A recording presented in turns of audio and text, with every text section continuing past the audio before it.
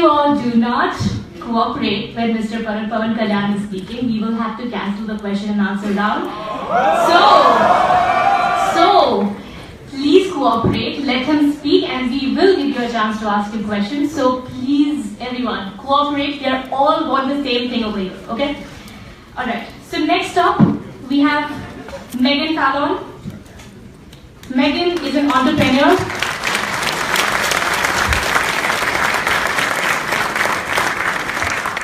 Megan is an entrepreneur, a designer, and a passionate mountaineer. Bringing these diverse talents together, as the CEO of Barefoot College International, she exemplifies exceptional vision and commitment to social leadership while advocating for strong professional practices within a social innovation context. Her commitment to empowering illiterate and semi-illiterate rural women across the developing world through a mastery of technology, unlocking rural girls' creativity and confidence while leveraging the human potential embodied in rural communities is an inspiring journey of risk-taking and respect. In her current role at Barefoot College, she leads an award-winning international social enterprise that has, for 43 years, modeled itself on the lifestyle and work style of Mahatma Gandhi. So presenting to you, Megan Fallon.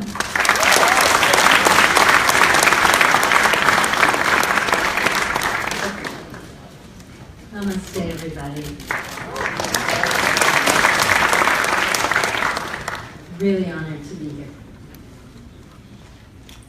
Okay, we're going to go without the clicker.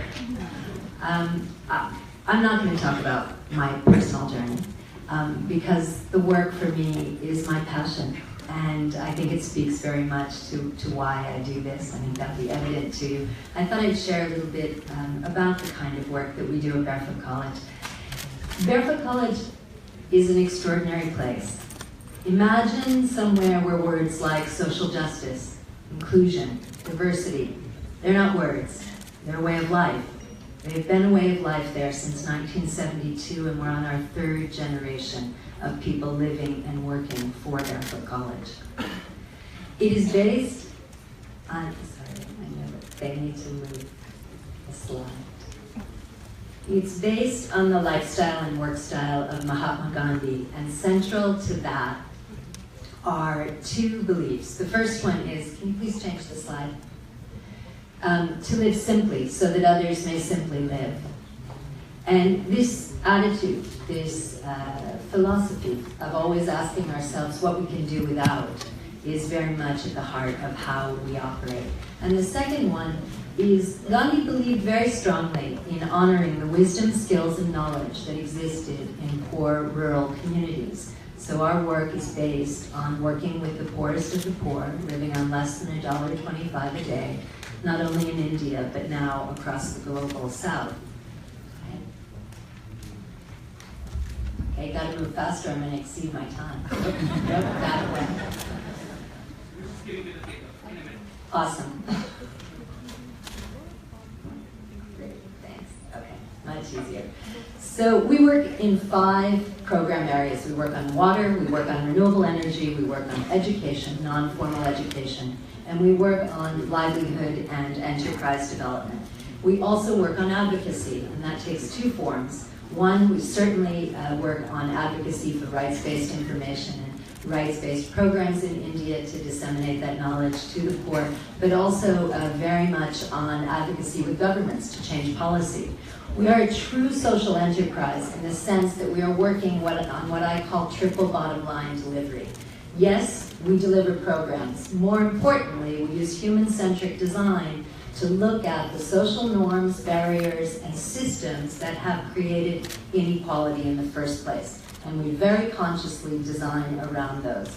And lastly, we work on systemic and long-term policy change so that the things that we're doing are institutionalized in government budgets and government policies so that these kinds of inequalities can actually be eradicated.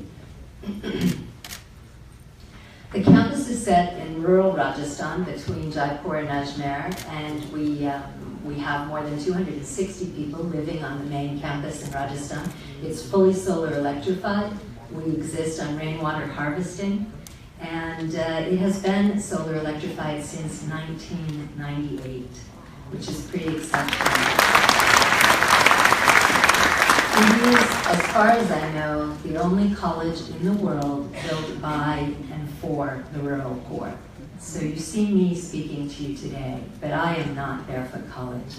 Barefoot College was built by a beautiful collaboration between urban educated youth and youth in rural areas.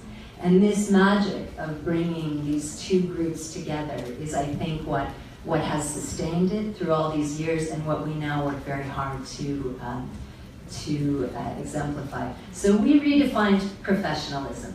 We like to talk about professionals as being confident, competent, and having belief. Having a certificate doesn't make you a professional in our eyes. We started in education, but non-formal education, and in fact trying to capture all of the children in rural areas who do not attend state school for a variety of reasons. Most importantly, they're needed to help families subsist in their way of life. It's not to be confused with child labor, but it takes everyone in a family to survive in rural India still today. So primarily these are girls. More than 80% of the girls who attend this program come from families where their brothers most probably do go to school, but they in fact do not.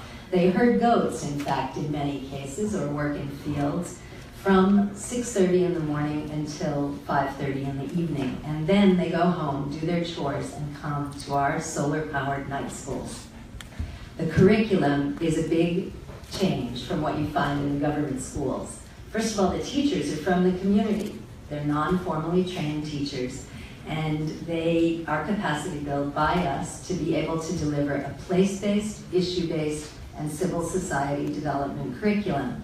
This means that mathematics lessons are based on crop rotation and crop yield. We figured out early on that if you can give girls fantastic skills in practical knowledge, their value at home goes up dramatically.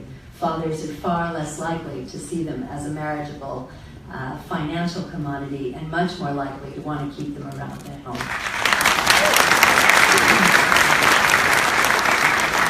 What happens is we run a children's parliament, so we have a prime minister, we have a minister of education, minister of water, and incredibly, in 35 years, there's never been a boy prime minister.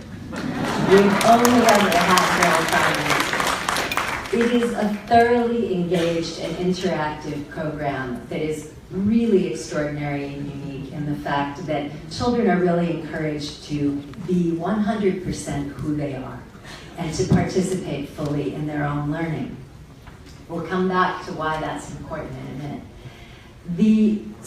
Our exploration of solar energy started very early on, and this is a remarkable program now which has gone global. And so I'll talk about this just for a minute. We work in solar-powered reverse osmosis desalinization of water because water is one of our primary areas of work. More importantly, we also started working on solar cooking and then solar home lighting. We began looking at light as a human right, not a luxury item that you ought to be able to be rich to afford. Access to clean light is a human right, and it enables everything that we would like to see positively coming out of the developing world. So for 1.8 billion people, this is light. And for many million children, this is how they study at night. This is a young boy in Belize, and then they throw the batteries in the water source outside the door when they're done. But it's a bit tough to learn to read and to really interact and be able to do livelihood or be able to have a healthy environment. The number one killer of women in the developing world is the inhalation of black smoke coming off of bad kerosene, which is what you see in this picture. And whole families use that for light at night.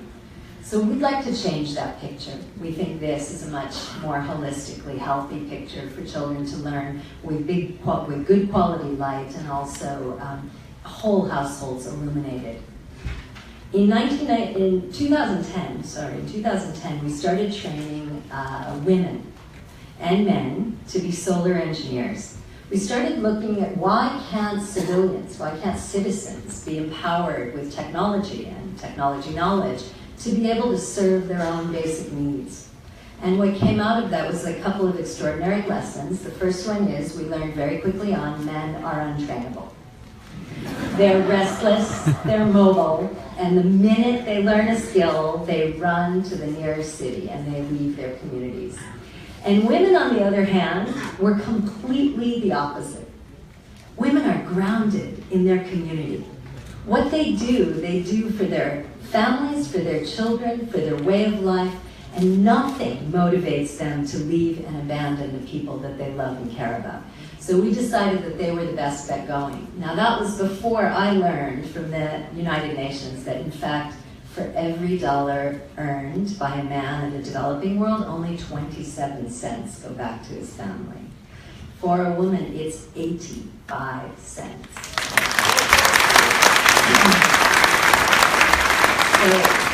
I'm always looking for the economic angle here to try to prove what I instinctually know, which is that women are by far the best investment we can make in the developing world.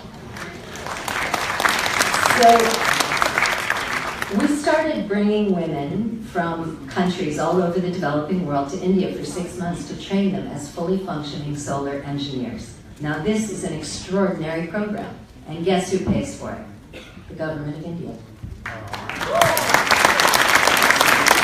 The Ministry of External Affairs has a program called ITEC, the India Technical Economic Cooperation Program, and the Barefoot College is one of the accredited programs in this. That means I can choose up to 40 women every 6 months from any developing world country, and the government of India pays their travel and training to come to India.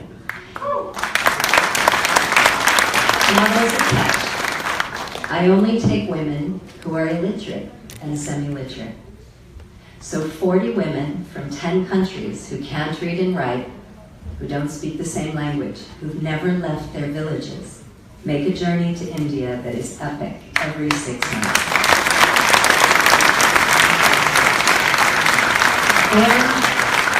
Their tenacity, courage, absolute, clear commitment to making quality of life better for each and every person in their community is extraordinary and is absolutely admirable.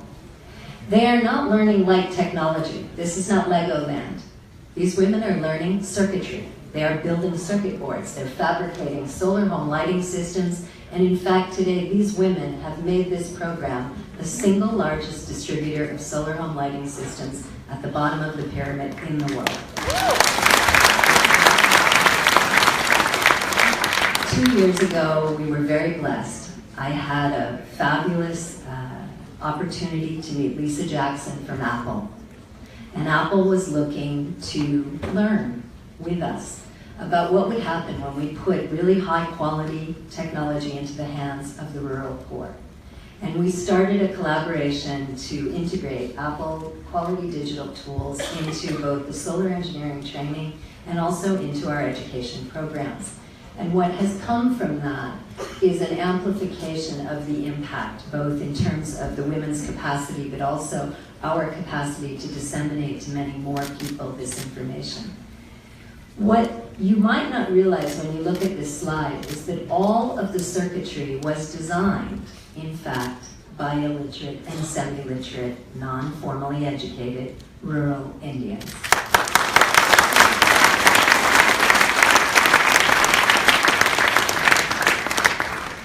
To be able to be one of only 2 Indian organizations who have exported their model globally, I think is something really to be proud of.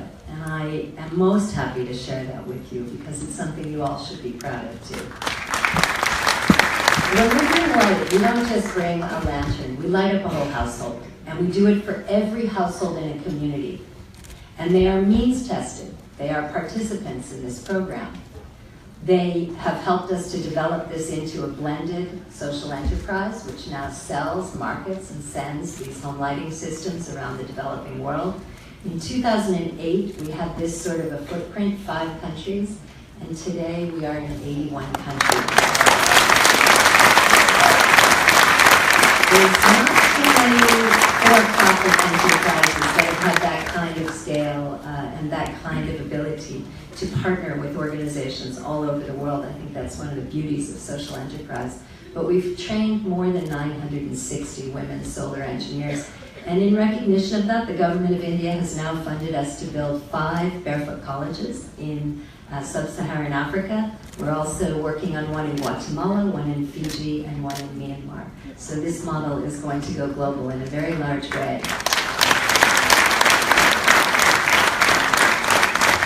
We recognized that data and being able to report on impact was incredibly important, and we couldn't afford to buy any of the fancy data collection services. So we went to the drawing board on a Thursday morning, and within a week we figured out how to use a lot of open source software and be able to create our own, which we did. And it's now delivered by women and by my staff around the world in communities themselves. And that data is fed back. These are some images from the women. That data is fed back, and we use that data then to be able to advocate with government. We don't talk about gender. I don't talk about gender equality when we go to a community to introduce this model. But you can bet when she climbs up there and puts that panel and turns on the lights, and the whole village gives the village exactly what they want most. Her place, her recognition, her role as a role model for other girls and even young boys is assured. We don't need to talk about gender. She becomes a wise professional in that community, and her role is changed forever. But of course, it's never enough, and so she asked for more, and we said, okay, what do you want? Because everything we do at Barefoot comes from the bottom up. And she told us there were 8 categories of information that she wanted in order to be able to sustain long-term economic viability. So we started doing micro-enterprise with her, basic rights-based work, home budgeting, women's reproductive health and wellness. They now become teachers of all of these skills. They have to high-five after they learn everything. That's not to say great job, it's to say you have to teach 5 more women. So it's gone viral through the women. All of these things are digitized without language so that they can be disseminated across languages. These are tribal women, Chhattisgarh, Orissa, Jharkhand. These are women who never even knew what a digital tool was, and they're taking an iPad back to their villages. We started developing sustainable livelihoods and creating curriculums around sustainable livelihoods for those communities so they could then build economic mobility and economic energy on that. We launched our first round of honey last year. It was sold out. We'll now go to 5 states in India with the honey model. And so you too can buy Be Barefoot honey soon, coming near you. We developed a clothing line and a training program for master trainers within the solar engineers, which they now train on in their training centers. This line has been incredibly successful in East Africa, and again will move to Latin America this year. The women were really proud to present the Prime Minister with some of their products last year. In fact, he's, for those of you who don't know him, he loves technology, and so he was really fascinated with the solar technology. I think the important thing to note is that in thinking about India as a global leader, this shift that's coming now, a leader within a South-South conversation, and really driving different kinds of development initiatives. We are really looking at this as the first, and I hope of many, initiatives that partner with government, with host governments in the global South, to take Indian best practices of fine community work and show their relevance to all developing world countries. This problem of the digital divide and inequality that exists between those of us who have access to energy, access to connectivity, and access to content, which means we can learn and access what we'd like to know, is a critical issue, and in its wake comes a lot of the issues that we're finding around radicalism. And in the space where there's no information, good information comes slower somehow than bad information. So we started looking at the existing model we have and how it can scale even further. And since there's a workshop in every community that has 300 watts of power on it, we then went to our in-house R&D team, also non-formally educated. I think there's one in that team who has 8 years of primary school. And we built a solar-powered iPad charger, started putting Wi-Fi routers that are solar-powered into rural communities, tribal communities in India first, and then using the digital tools for kids to be able to exchange and to develop their own content to share. So I'm going to leave you on that note, and with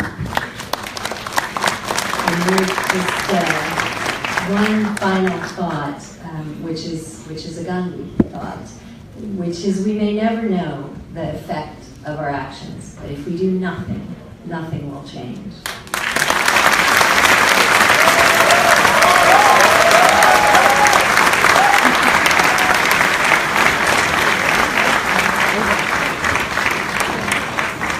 All right, you guys have been great so far. So please be great going forward too. And if you guys are tweeting, please use the hashtag IndiaConference2020. Great. So before we introduce the speaker, we have a 2-minute clip that's gonna come. So Pratik can take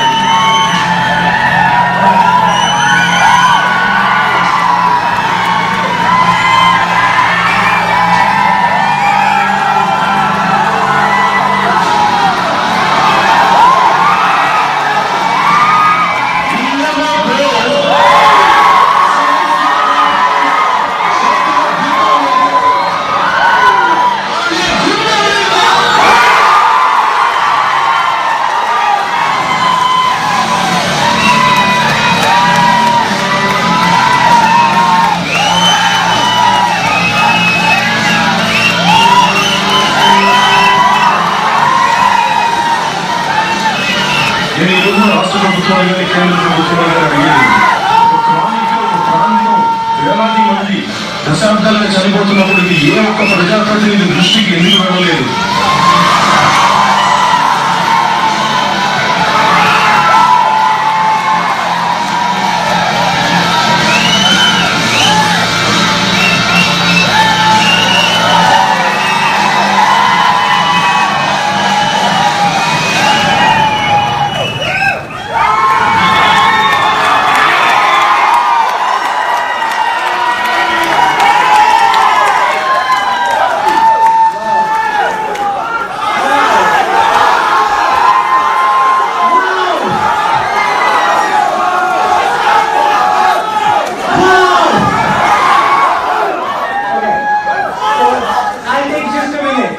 Not more than that, I promise, right? I didn't know that I would be in this situation to try and introduce someone everyone already knew. This is probably my poster buying moment at Harvard as well. So, I'm here to introduce you to Mr. Pawankalyan,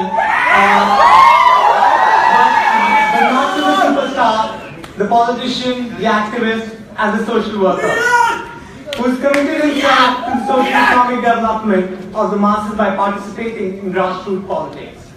In a country where election strategies are still developed on the lines of caste and religion, Mr. Kalyan, wow. So Mr. Kalyan has basically developed a new strategy and he's reaching it, I'm sorry guys, it's too much stress. But, it happens, I know. I I've often heard you say, I have no caste, I have no religion, I'm just an Indian. Right? Just yesterday, there was a rally of more than 500 cars, which happened in Nashua, in Mr. Kalyan's honor. So taking no more time, I invite Mr. Kalyan.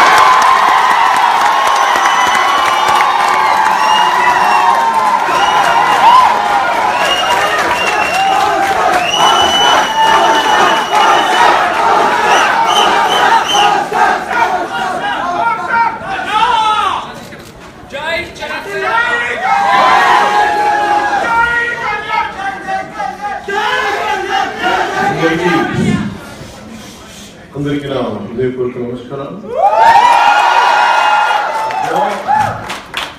And pay my heartfelt respects to the divinity within each one of you.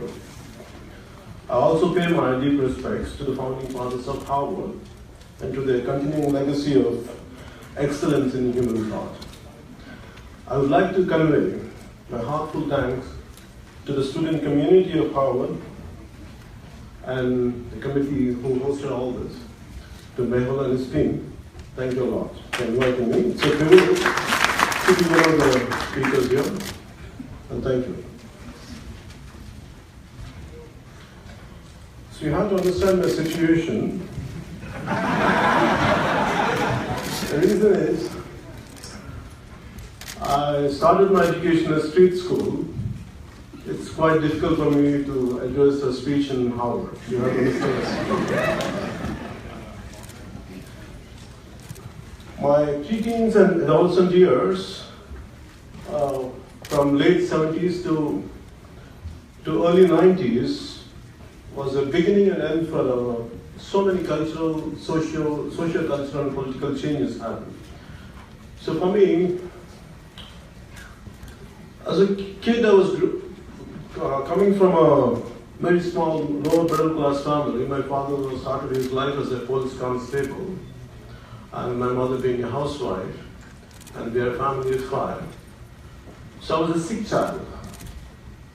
I had a bronchitis problem, so I had ample time to contemplate about life's problems. Whenever I used to fall sick, not going to school, I used to be at home, I used to have all the time to think about what's happening around me. So one day, maybe just finished my street school, which means it's literally on the street. In a small town called Ongol, my father shifted to, transferred to a small town. So they put me to another school, which is definitely a better school than what I used to study there, where I had studied earlier. So in that school, one day we had a lesson. My teacher was telling about, in the class, the lesson's name is Ma Badi. It means our school. The lesson explains how beautiful our school is and what kind of school it is. And we have such beautiful trees, we have a huge playground, and we have a lot of things to play, we have a beautiful library, we have this kind of books. So it goes on. And suddenly my teacher turned because I said something to my friend and everyone was giggling. And I said, Kalyan, get up. I said, what were you saying? And I said, I had a doubt and I was sharing with this guy. I said, what is it? I said, our school doesn't have a playground and we don't have books and we don't have any trees. And for me, what the teacher did, she told me to get up and she gave me the beating of my life. Till now I could never forget that. Because for me, the first time I realized in my life what had been written in the books, what had been said in the in spoken word, and the reality are two different things. So for me, that has become a lifetime obsession to see the gap between what has been said and what has been done. That has become a lifetime obsession. So till now, my obsession is, even in the political manifesto, it still manifests. What they promise and what they deliver are two different things. So for that reason, it has become such an obsession to me. I lost my focus in my education. Constantly I used to see issues everywhere, problems everywhere. So successfully, I failed in my exams. I successfully failed in my exams, so I could not continue my education. So I had to stop. So the reason was, I was so stressed out, and all my friends were going to for universities in America, and they were doing good things. And here I've been failing. I failed in 10th grade, I failed in 11th grade, I failed in 12th grade. I was consistently I was failing. I went into some kind of depression, and I wanted to commit suicide. Because for me it was such a painful situation. Here I could see pain and problems everywhere, and my focus is not on education, on the social ills. So I thought of committing suicide. My brother, I think most of you know that my brother is also a rank star. And he had a licensed pistol. So I thought of taking his pistol. I wanted to kill myself for the humiliation, I'm not able to live up what my promise or what my parents had taught of me to become something. That was the pain I had. So luckily I said to one of my family members, and they hold me somewhere, they counseled me, and they somehow, I could not go ahead with that. And later I had given up my education, and somehow I started doing whatever I could do. Maybe I was experimenting with my life after that. I went into a different kind of education, did my computers, and I went into yoga, I did a lot of martial arts and everything. I was continuing like that. For me, as we all know that, every individual is a product of his time and environment. This was my environment I grew up. So finally, what annoyed me or what irritated me was to come into politics after being an actor. For me, to get into acting in the first place, I was not at all interested in acting. I wanted to be a yogi. And because for me, I wanted to be away from this materialistic life. I was deeply in yoga. I was doing a lot of meditations for a few hours. And I used to give a lot of nice spiritual lectures to everyone in my family. So one day my brother was quite a hard worker, and he used to work day and night. He used to come home completely tired. Here I used to tell him what life is all about. One day he was so irritated with me, and he said, "Idiot." Yeah, he called me idiot. Whatever you say, I agree with you. Can you be the same guy and same person, even after being something, after creating something, after getting to something, make something concrete, and achieving something? Could you be the same thing when I listened to you? I said. And that was an awakening to me. So it took me some time. Now suddenly life is right in front of me. I don't know this. I missed my education. I missed everything possible. The only opportunity I had was acting. And you have to understand me, I'm quite shy. And even now if I have to go to shoot, I will never go straight. I always say, go like this, go. I go from a corner and go, and secretly, like first shot, I always get into in a discreet manner. Then I feel comfortable.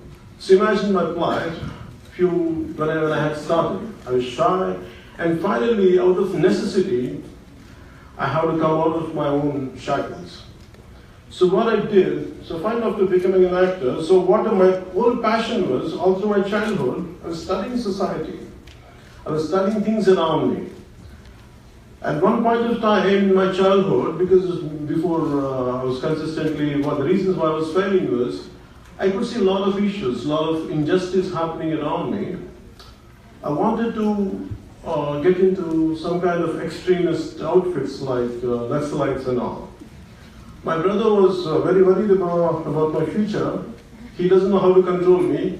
He thought if I would buy him a gun, maybe he will confine himself not to go into this kind of extremist outfits. But my problem was, not about extremity, not about getting into Naxalites or radicals. For me, my problem was how to address these issues. Because for me, I have always seen law, Indian law, any situation, gross injustice happens, the law is applied weakly to the strong and strongly to the weak. That's the problem of our country.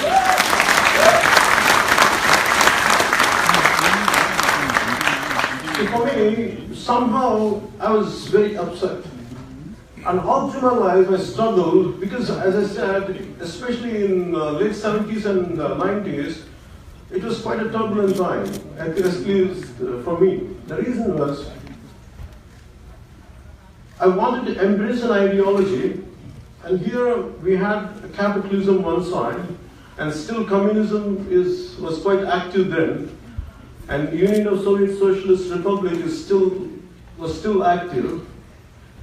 And for me, my father comes from a communist family, and he was a hardcore communist. My mother is a deeply religious, and my father, like any other Indian communist, I don't know, definitely my father, like other communists, I don't know, but my father was also a great devotee of Swami Vivekananda and Ramakrishna Paramahamsa.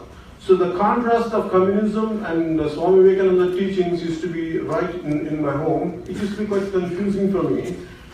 So I don't know which one to embrace. So I was to wonder what kind of ideology is needed for me to go ahead. That I had these problems.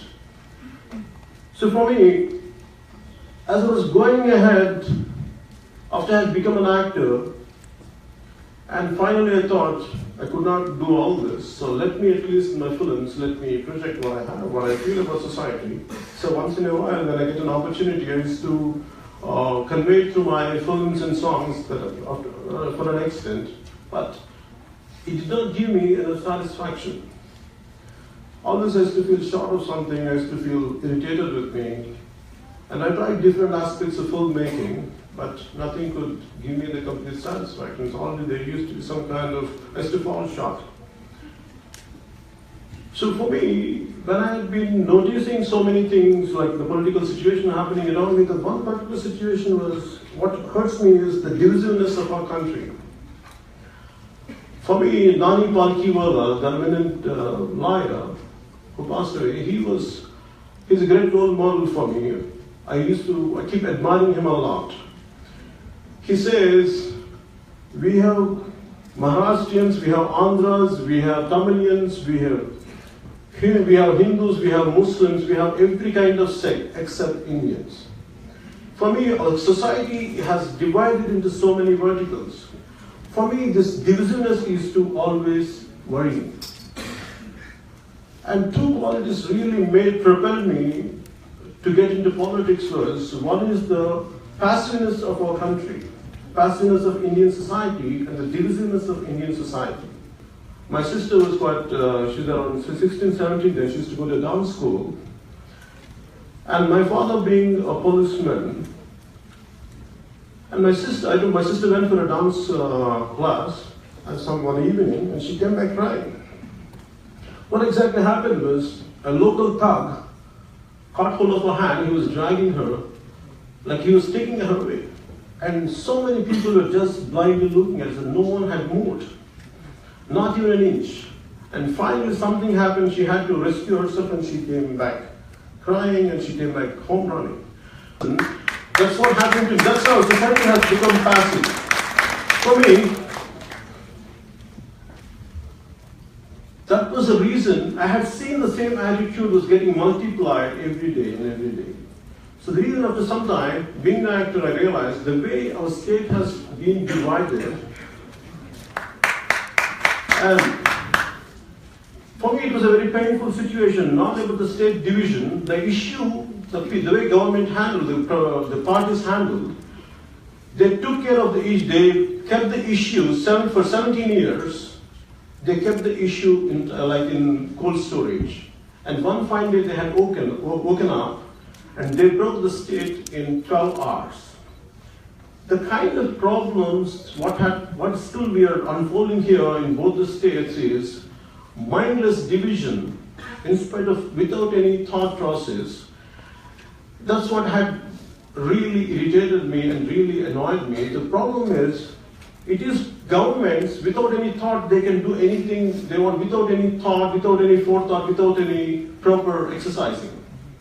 That has created a lot of problems. For me, the divisiveness is always a problem. Imagine in one country,